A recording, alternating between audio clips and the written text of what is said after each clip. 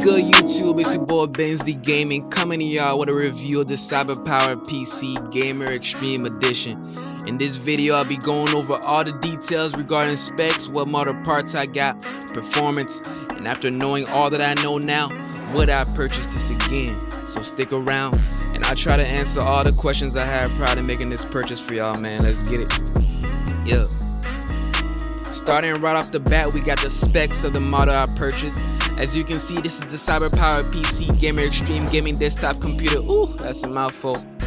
If we go down to the specs, we can see it's powered by the i5-11600KF CPU, 16 gigs of RAM, and a B560 motherboard. Now I know, most of y'all probably like, why didn't he build his own gaming PC? Well, my original plan was to build my own gaming PC from scratch, but after looking at the GPU prices, I decided to hit that subscribe button and notification bell for all my upcoming videos. You already know I had to put that shameless plug in there. But anyway, I ain't want to sell my organs for a graphics card, man, so I did some searching for a pre-built, and I found this bad boy that comes with an RTX 3060 for, at the time, was under $1,100. Now it's on back order, but you know, I got it when I got it. So as for the brands that the components were manufactured by, my PC came with the Gigabyte B560 motherboard with Wi-Fi but no Bluetooth. I repeat, no Bluetooth.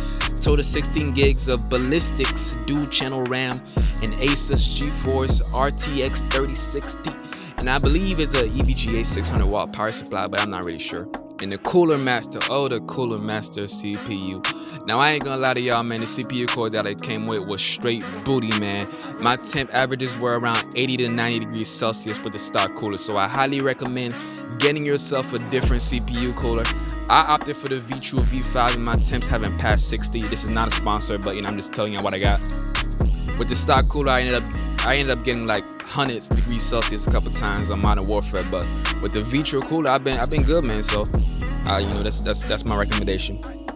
Now, switching over the performance and FPS numbers, they held solid, man, but considering I'm coming from a console, it is a big difference. On Forza with ultra settings, on ray tracing on high, mind you, I average around 120 FPS with slight dips in heavy traffic and splash puddles, but you know, dips stayed over 100 for the most part. Like I told y'all earlier, man, my CPU temps were straight garbage.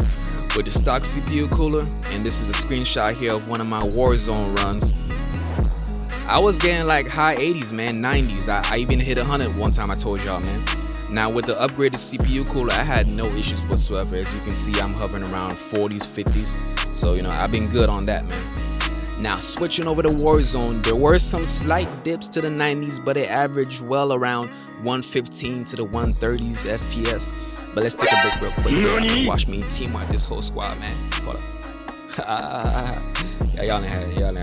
I'm not really that nice, man. I'm not really that nice, I promise. But going back to the numbers, on Warzone, this is what I believe is max settings, as well as, you know, keep in mind this is 1080p we're talking about. And going over to Halo is pretty much the same thing, but Halo averages well around the, you know, 110 on max settings.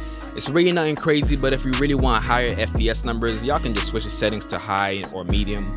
You know, I got it on max. I prefer high quality graphics, but that's just me.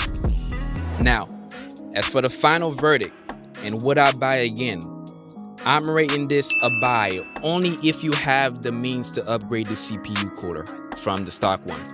Y'all saw the numbers I was putting out, man. So if you can't afford a new CPU cooler, stay away. Or don't play anything too demanding, because you will see that high 80s to 90s guaranteed, man. Quite often, mind you, quite often.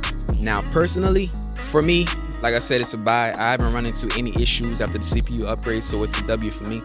I appreciate y'all tuning in, watching. Let me know your thoughts in the comment section.